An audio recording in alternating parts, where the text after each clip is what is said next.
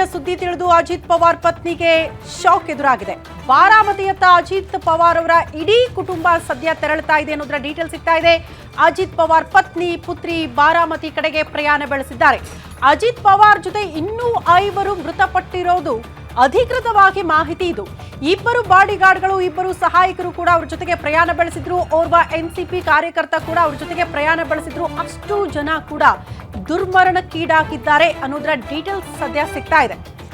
ಮಹಾರಾಷ್ಟ್ರದ ಉಪಮುಖ್ಯಮಂತ್ರಿ ಅಜಿತ್ ಪವಾರ್ ಅವರ ಸ್ವಕ್ಷೇತ್ರ ಬಾರಾಮತಿ.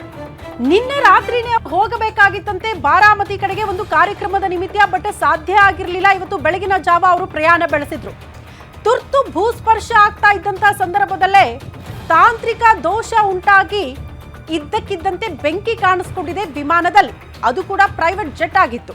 ಸಹಜವಾಗಿ ತಮ್ಮ ವೈಯಕ್ತಿಕ ಕೆಲಸಗಳಿಗೆ ಅಥವಾ ಚುನಾವಣೆ ಪ್ರಚಾರ ಇರಬಹುದು, ಬೇರೆ ಬೇರೆ ಕಾರ್ಯಕ್ರಮಗಳಿಗೆ ಹೋಗ್ತಾರೆ ರಾಜಕಾರಣಿಗಳು ಅಂತ ಅಂದ್ರೆ ಈ ರೀತಿ ಪ್ರೈವೇಟ್ ಜೆಟ್ಗಳನ್ನ ಅತಿ ಹೆಚ್ಚಾಗಿ ಬಳಕೆ ಮಾಡ್ಕೊಳ್ತಾರೆ. ಅಲ್ಲಿ ಯಾರು ಕೂಡ ಬೇರೆ ಸಹ ಪ್ರಯಾಣಿಕರು ಇರೋದಿಲ್ಲ. ಬದಲಾಗಿ ಅವರಿಗೆ ಸಂಬಂಧಪಟ್ಟಂತಹ ಬಾಡಿಗಾರ್ಡ್ಗಳು ಇರಬಹುದು, ಸಹಾಯಕರಿರಬಹುದು. ಈಗ ಎನ್ಸಿಪಿ ಒಬ್ಬ ಕಾರ್ಯಕರ್ತ ಕೂಡ ಅವ್ರ ಜೊತೆಗೆ ಪ್ರಯಾಣ ಬೆಳೆಸಿದ್ರಂತೆ. ಒಟ್ಟು 5 ರಿಂದ 6 ಜನ ಆ ಫ್ಲೈಟ್ ಅಲ್ಲಿ ಇದ್ರು ಅನ್ನೋದ್ರ ಬಗ್ಗೆ ಪ್ರಾಥಮಿಕವಾಗಿ ಮಾಹಿತಿ ಸಿಗ್ತಾ ಇದೆ. ಆ ಫ್ಲೈಟ್ ಅಲ್ಲಿ ಯಾರೆಲ್ಲ ಪ್ರಯಾಣ ಬೆಳೆಸಿದ್ರು ಅಷ್ಟು ಜನ ಕೂಡ ದುರ್ಮರಣಕ್ಕೀಡಾಗಿದ್ದಾರೆ. ದೃಶ್ಯ ನೋಡ್ತಾ ಇದ್ದೀರಿ. ಆ ಫ್ಲೈಟ್ ಕ್ರಾಶ್ ಆಗಿ ಬೆಂಕಿ ಹೊತ್ಕೊಂಡು ಧಗಧಗಿಸ್ತಾ ಇರುವಂತಹ ದೃಶ್ಯ. ಈ ದೃಶ್ಯ ನೋಡಿದ ಮೇಲೆ ನಿಮ್ಗೆ ಅರ್ಥ ಆಗಿರುತ್ತೆ, ಅದರಲ್ಲಿ ಪ್ರಯಾಣ ಬೆಳೆಸಿರೋ ಯಾರು ಕೂಡ ಬದುಕುಳಿದಿರುವಂತ ಚಾನ್ಸಸ್ ತೀರಾ ಕಡಿಮೆ ಅಂತ. ಮೊದಲ ಹಂತವಾಗಿ ಗಂಭೀರವಾಗಿ ಗಾಯಗೊಂಡಿದ್ರು ಅಜಿತ್ ಪವಾರ್ ಅನ್ನೋದ್ರ ಬಗ್ಗೆ ಮಾಹಿತಿ ಸಿಗ್ತಾ ಇತ್ತು. ಬಟ್ ಈಗ ಡಿಜಿಸಿಎನೇ ಅಧಿಕೃತವಾದ ಮಾಹಿತಿ ಕೊಡ್ತಾ ಇದೆ, ಇಲ್ಲ ಅಜಿತ್ ಪವಾರ್ ಕೂಡ ಇದೇ ವಿಮಾನ ಪತನದ ಸಂದರ್ಭದಲ್ಲಿ ದುರ್ಮರಣಕ್ಕೀಡಾಗಿದ್ದಾರೆ ಅಂತ. ಅವರ ಸ್ವಕ್ಷೇತ್ರ ಬಾರಾಮತಿ. ನೋಡಿ ಎಂತ ವಿಪರ್ಯಾಸ. ತಮ್ಮ ಸ್ವಕ್ಷೇತ್ರದ ಕಡೆಗೆ ಪ್ರಯಾಣ ಬೆಳೆಸಿದ್ರು ಒಂದು ಕಾರ್ಯಕ್ರಮದ ನಿಮಿತ್ತ. ಅದು ಕೂಡ ಪ್ರಾಥಮಿಕವಾಗಿ ಸಿಕ್ಕಿರೋ ಮಾಹಿತಿ ಚುನಾವಣಾ ಪ್ರಚಾರ ಅಂತ ಹೇಳಲಾಗ್ತಾ ಇದೆ. ನಿನ್ನೆ ರಾತ್ರಿನೇ ಹೋಗಬೇಕಾಗಿತ್ತು, ಆದ್ರೆ ಕಾರಣಾಂತರಗಳಿಂದ ಅವರು ಬೆಳಗಿನ ಜಾವ ಪ್ರಯಾಣ ಬೆಳೆಸೋದಕ್ಕೆ ಮುಂದಾಕಿದ್ರು. ಬಟ್ ಇದ್ದಕ್ಕಿದ್ದಂತೆ ಫ್ಲೈಟ್ ಅಲ್ಲಿ ತಾಂತ್ರಿಕ ದೋಷ ಉಂಟಾಯಿತು. ತತ್ಕ್ಷಣಕ್ಕೆ ಭೂಸ್ಪರ್ಶ ಮಾಡುವಂತಹ ಕೆಲಸಗಳು ಆದ್ರೂ ಕೂಡ ಅದು ಸಾಧ್ಯ ಆಗ್ಲಿಲ್ಲ.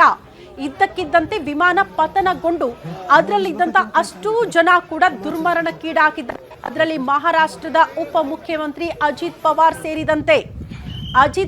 ಸೇರಿದಂತೆ 5 ರಿಂದ 6 ಜನ ಕೂಡ ಮೃತಪಟ್ಟಿದ್ದಾರೆ ವಿಮಾನ ಪತನದಲ್ಲಿ. ಹಾಗಾಗಿ ಅಜಿತ್ ಪವಾರ್ ಅವರ ಇಡೀ ಕುಟುಂಬ ಈಗ ಬಾರಾಮತಿ ಕಡೆಗೆ ಹೊರಟಿದೆ ಅನ್ನೋದ್ರ ಡೀಟೇಲ್ ಸಿಗ್ತಾ ಇದೆ. ಸಹಜವಾಗಿ ಕಾರ್ಯಕ್ರಮದ ನಿಮಿತ್ತ ಹೋಗಿದ್ರು, ಕಾರ್ಯಕ್ರಮ ಮುಗಿಸಿ ವಾಪಸ್ ಆಗ್ತಾರೆ ಅಂತ ಇಡೀ ಕುಟುಂಬಸ್ಥರು ಅಂದ್ಕೊಂಡಿದ್ರು. ಬಟ್ ಇಂಥದ್ದೊಂದು ದುರ್ಮರಣಕ್ಕೀಡಾಗ್ತಾರೆ ಅಜಿತ್ ಪವಾರ್ ಅಂತ ಮೋಸ್ಟ್ಲಿ ಅವರ ಕುಟುಂಬಸ್ಥರಲ್ಲ, ಬದಲಾಗಿ ಪಕ್ಷದ ಕಾರ್ಯಕರ್ತರು, ಬೆಂಬಲಿಗರು, ಮಹಾರಾಷ್ಟ್ರದ ಜನತೆ ಕೂಡ ಭಾವಿಸಿರಲಿಲ್ಲ ಅಂತ ಅನ್ಸುತ್ತೆ. ಇಂಥದ್ದೊಂದು ಸುದ್ದಿಗೆ ಇಡೀ ಮಹಾರಾಷ್ಟ್ರದ ಜನತೆ ಸಾಕ್ಷಿ ಆಗಬೇಕಾದಂತಹ ಅನಿವಾರ್ಯತೆ. ಅಜಿತ್ ಪವಾರ್ ಅತಿ ಹೆಚ್ಚು ಸುದ್ದಿಯಲ್ಲಿದ್ದಂತಹ ವ್ಯಕ್ತಿ. ಕಾರಣ ರಾಜಕಾರಣಿ ಅಂದ್ರೂ ಕೂಡ ತಪ್ಪಾಗ್ಲಿಕ್ಕಿಲ್ಲ. ಇತ್ತೀಚೆಗೆ ಅವರು ಬಿಜೆಪಿ ಜೊತೆಗೆ ಸೇರ್ಕೊಂಡಿದ್ರು. ಶರದ್ ಪವಾರ್ ಅವರ ಸೋದರಳಿಯ ಅಜಿತ್ ಪವಾರ್ ಅತಿ ದೊಡ್ಡ ರಾಜ್ಯ ರಾಜಕೀಯದಲ್ಲಿ ಸಂಚಲನ ಸೃಷ್ಟಿ ಮಾಡಿದಂತಹ ರಾಜಕಾರಣಿ ಅಂತ ಅಜಿತ್ ಪವಾರ್ ಅವರನ್ನ ಕರೆಯಲಾಗುತ್ತೆ. ಕಾರಣ ಮಹಾರಾಷ್ಟ್ರದಲ್ಲಿ ಅತಿ ದೊಡ್ಡ ಬದಲಾವಣೆಗೆ ಸಾಕ್ಷಿಯಾದಂತಹ ರಾಜಕಾರಣಿ. ಒಂದು ಕಾರ್ಯಕ್ರಮದ ನಿಮಿತ್ತ ಹೋಗ್ತಾ ಇದ್ರು, ವಿಮಾನ ಪತನದಲ್ಲಿ ದುರ್ಮರಣಕ್ಕೀಡಾಗಿದ್ದಾರೆ. ಮಹಾರಾಷ್ಟ್ರದ ಡಿಸಿಎಂ ವಿಮಾನ ದುರಂತದಲ್ಲಿ ಅಜಿತ್ ಪವಾರ್ ಕೂಡ ಮೃತಪಟ್ಟಿದ್ದಾರೆ ಅನ್ನುವಂತ ಅಧಿಕೃತ ಮಾಹಿತಿ ಪತನಗೊಳ್ತಾ ಇದ್ದಂತೆ ಹೊತ್ತಿ ಉರಿದಿದೆ. ಅಜಿತ್ ಪವಾರ್ ಇದ್ದಂತಹ ವಿಮಾನ ಸಂಪೂರ್ಣ ಸುಟ್ಟು ಕರಕಲಾಗಿದೆ. ಅಜಿತ್ ಪವಾರ್ ಅವರ ದೇಹ ಗುರುತು ಪತ್ತೆ ಆಗ್ತಿಲ್ವಂತೆ. ಅಜಿತ್ ಪವಾರ್ 5 ಕೂಡ ಸುಟ್ಟು ಕರಕಲಾಗಿದ್ದಾರೆ ಅನ್ನೋದರ ಡೀಟೇಲ್ಸ್ ಇದು. ಒಟ್ಟು 6 ಜನ ಪ್ರಯಾಣ ಬೆಳೆಸಿದ್ದಂತಹ ವಿಮಾನ ಈ ರೀತಿ ದುರಂತಕ್ಕೀಡಾಗಿದೆ. ಓರ್ವ ಭದ್ರತಾ ಸಿಬ್ಬಂದಿ, ಓರ್ವ ಸಹಾಯಕ ಕೂಡ ಅವ್ರ ಜೊತೆಗೆ ಪ್ರಯಾಣ ಬೆಳೆಸಿದ್ರು. 2 ಪೈಲಟ್ಗಳಿದ್ರು. ಓರ್ವ ಕ್ಯಾಬಿನ್ ಕ್ರೂ ಸಿಬ್ಬಂದಿ ಕೂಡ ಮೃತಪಟ್ಟಿದ್ದಾರೆ ಈ ದುರಂತದಲ್ಲಿ. ಅಲ್ಲಿಗೆ 6 ಜನ ಕೂಡ ವಿಮಾನದಲ್ಲಿ ಪ್ರಯಾಣ ಬೆಳೆಸಿದವರು ದುರಂತಕ್ಕೆ ಈಡಾಗಿ ವಿಮಾನ ಅಷ್ಟೂ ಜನ ಕೂಡ ಸಾವನ್ನಪ್ಪಿದ್ದಾರೆ ಅನ್ನೋದರ ಡೀಟೇಲ್ ಸದ್ಯ ಸಿಗ್ತಾ ಇದೆ. ಅಜಿತ್ ಪವಾರ್ ಅವರ ದೇಹ ಪತ್ತೆ ಹಚ್ಚೋದು ಕೂಡ ಅತಿ ದೊಡ್ಡ ಸವಾಲಾಗ್ತಾ ಇದೆಯಂತೆ. ಕಾರಣ ಅಷ್ಟರ ಮಟ್ಟಿಗೆ ಅಷ್ಟು ಜನರ ದೇಹ ಛಿದ್ರವಾಗಿ ಸುಟ್ಟು ಕರಕಲಾಗಿ ಹೋಗಿದೆ. ದೃಶ್ಯ ನೋಡ್ತಾ ಇದ್ದೀರಲ್ಲ, ಈ ರೀತಿ ವಿಮಾನ ಪತನ ಆಗ್ತಾ ಇದ್ದಂತೆ ಬೆಂಕಿ ಹೊತ್ಕೊಂಡಿರುವಂತಹ ದೃಶ್ಯ. ವಿಮಾನದ ಅಷ್ಟೂ ಭಾಗಗಳು ಕೂಡ ಛಿದ್ರವಾಗಿ ಬಿದ್ದಿದ್ದು ಹೊತ್ತಿ ಉರಿತಾ ಇರುವಂತಹ ದೃಶ್ಯ. ಇಂಥದ್ರಲ್ಲಿ ದೇಹವನ್ನ ಹುಡುಕಿ ಇದು ಯಾರ ದೇಹ ಅನ್ನೋದನ್ನ ಫೈಂಡ್ ಔಟ್ ಮಾಡೋದಕ್ಕೂ ಕೂಡ ತೀರಾ ಕಷ್ಟ ಆಗುವಂತಹ ಪರಿಸ್ಥಿತಿ ಎದುರಾಗಿದೆ ಅಂತ ಅಧಿಕಾರಿಗಳಿಗೆ ದೃಶ್ಯ ನೋಡ್ತಾ ಇದ್ದೀವಿ. ಈಗಲೂ ಕೂಡ ದಟ್ಟ ಹೊಗೆ ಆವರಿಸಿಕೊಂಡಿದೆ. ವಿಮಾನ ಪತನ ಆಗ್ತಾ ಇದ್ದಂತೆ ಸಾಕಷ್ಟು ಜನ ಅಲ್ಲಿ ನೆರೆದಿದ್ದಾರೆ. ಹಿರಿಯ ಅಧಿಕಾರಿಗಳು ಕೂಡ ಸ್ಥಳಕ್ಕೆ ಬಂದಿದ್ದಾರೆ. ಒಟ್ನಲ್ಲಿ ಇದು ಮಹಾರಾಷ್ಟ್ರದ ಜನತೆಗೆ ಅತಿ ದೊಡ್ಡ ಶಾಕಿಂಗ್ ಸುದ್ದಿ ಆಗ್ತಾ ಇದೆ. ಪ್ರಮುಖವಾಗಿ ಬಿಜೆಪಿ ಕೂಡ ಒಂದ್ ರೀತಿ ತುಂಬಲಾರದ ನಷ್ಟ. ಕಾರಣ ಮಹಾರಾಷ್ಟ್ರದಲ್ಲಿ ಅತಿ ದೊಡ್ಡ ನೆರವಾಗಿತ್ತು ಬಿಜೆಪಿ ಪಾಳ್ಯಕ್ಕೆ ಅಂದ್ರೆ ಅದು ಅಜಿತ್ ಪವಾರ್ ಅವರ ಬಣ. ಬಟ್ ಈಗ ಅಜಿತ್ ಪವಾರ್ ಅವರೇ ಇನ್ನಿಲ್ಲ ಅನ್ನುವಂಥ ಸುದ್ದಿಯನ್ನ ಮೋಸ್ಟ್ಲಿ ಬಿಜೆಪಿ ಕೂಡ ಹೆಂಗೆ ಅರ್ಗಿಸ್ಕೊಳ್ಳುತ್ತೆ ಅನ್ನೋದು ಕೂಡ ಪ್ರಶ್ನೆ. ಈ ಬಗ್ಗೆ ಮತ್ತಷ್ಟು ಡೀಟೇಲ್ಸ್ ಅನ್ನ ಕೊಡ್ತಾ ಹೋಗ್ತಾರೆ ಡಿಜಿಟಲ್ ಹೆಡ್ ದಿಲೀಪ್ ದೂರವಾಣಿ ಸಂಪರ್ಕದಲ್ಲಿದ್ದಾರೆ. ದಿಲೀಪ್, ಅತಿ ದೊಡ್ಡ ಶಾಕಿಂಗ್ ಸುದ್ದಿ ಇದು ಮಹಾರಾಷ್ಟ್ರದ ಜನತೆಗೆ, ಬಿಜೆಪಿ ಪಾಳ್ಯಕ್ಕೆ. ಮೋಸ್ಟ್ಲಿ ಯಾರು ಕೂಡ ಊಹೆ ಮಾಡಿರಲಿಲ್ಲ. ಅವರ ಸ್ವಕ್ಷೇತ್ರ ಬಾರಾಮತಿ ಕಡೆಗೆ ಹೋಗ್ತಾ ಇದ್ದಂತ ಸಂದರ್ಭದಲ್ಲಿ ವಿಮಾನ ಪತನ. ಲೇಟೆಸ್ಟ್ ಅಪ್ಡೇಟ್ ಈ ವಿಚಾರಕ್ಕೆ ಸಂಬಂಧಪಟ್ಟಂತೆ ಏನ್ ಸಿಗ್ತಾ ಇದೆ ಅಂತ? ಶ್ರುತಿ, ಸದ್ಯಕ್ಕೆ ಸಿಗ್ತಿರೋ ಮಾಹಿತಿಯ ಪ್ರಕಾರ ಮುಂಬೈನಿಂದ ಏನು ಬೆಳಗ್ಗೆ 8:15 ಈ ಒಂದು ವಿಮಾನ ಹೊರಟಿತ್ತು. ಈ ಒಂದು ವಿಮಾನ 8:45 ಬಾರಾಮತಿಗೆ ತಲುಪಿತ್ತು. ಬಾರಾಮತಿನಲ್ಲಿ ಇನ್ನೇನು ಲ್ಯಾಂಡ್ ಮಾಡಬೇಕು ಅನ್ನೋ ಸಂದರ್ಭದಲ್ಲಿ ವಿಮಾನದಲ್ಲಿ ತಾಂತ್ರಿಕ ದೋಷ ಕಂಡು ಬಂದಿದೆ. ಈ ಸಂದರ್ಭದಲ್ಲಿ ಪೈಲಟ್ ಎಷ್ಟೇ ಪ್ರಯತ್ನ ಪಟ್ಟರು ಕೂಡ ವಿಮಾನ ತನ್ನ ನಿಯಂತ್ರಣಕ್ಕೆ ಸಿಗದೆ ದರಗಪ್ಪಳಿಸಿದೆ. ವಿಮಾನ ಏನಂದ್ರೆ ನೆಲಕ್ಕೆ ಅಪ್ಪಳಿಸ್ತು. ಈ ಸಂದರ್ಭದಲ್ಲಿ ಯಾರೊಬ್ಬರೂ ಕೂಡ ವಿಮಾನ ಬದುಕುಳಿದಿಲ್ಲ ಅನ್ನೋ ಮಾಹಿತಿ ಸಿಕ್ಕಿದೆ.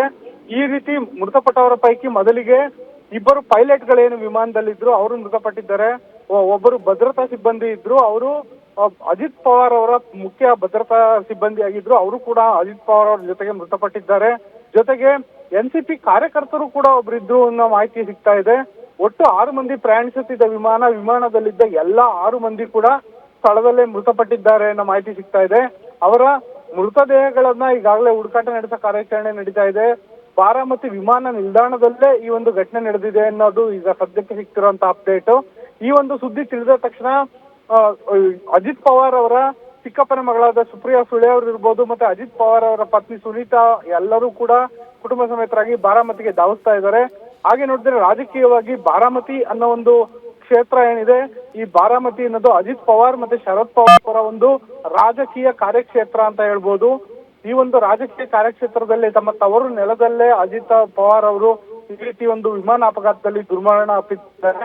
ಮತ್ತೆ ನಮ್ಗೆಲ್ಲರಿಗೂ ಗೊತ್ತು, ಏನೊಂದು ಮಹಾರಾಷ್ಟ್ರ ವಿಧಾನಸಭೆಯಲ್ಲಿ ಬಿಜೆಪಿ ಅಧಿಕಾರಕ್ಕೆ ಬರೋದಕ್ಕೆ ಮಹಾಯುತಿ ಮೈತ್ರಿಕೂಟದಲ್ಲಿ ಅಜಿತ್ ಪವಾರ್ ಸಾರಥ್ಯದ ಎನ್ಸಿಪಿ ಪಾತ್ರ ಬಹಳ ದೊಡ್ಡದಾಗಿತ್ತು.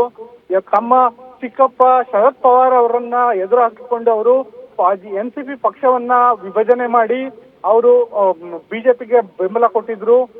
ಜೊತೆಗೆ ಶಿಂದೆ ಅವರ ಜೊತೆ ಬೆಂಬಲ ಕೊಟ್ಟು ಶಿಂದೆ ಬಣದ ಶಿವಸೇನೆ ಮತ್ತೆ ಶರದ್ ಪವಾರ್ ಬಣದ ಎನ್ಸಿಪಿ ಈ 2 ಪಕ್ಷಗಳು ಬಿಜೆಪಿಗೆ ನೆರವನ್ನ ನೀಡಿ ಮಹಾರಾಷ್ಟ್ರದಲ್ಲಿ ಬಿಜೆಪಿ ಮತ್ತೆ ತನ್ನ ಬಾವುಟವನ್ನ ಆರಿಸೋಂಗೆ ಮಾಡಿದ್ರು. ಆದ್ರೆ ಇದೀಗ ಅಜಿತ್ ಪವಾರ್ ಅವರೇ ಇಲ್ದಂಗ ಆಗಿದೆ. ಈ ಮೂಲಕ ಮಹಾಯುತಿ ಮೈತ್ರಿಕೂಟದ ಒಬ್ಬ ದೊಡ್ಡ ನಾಯಕ ಇಲ್ಲದಂತಾಗಿದೆ.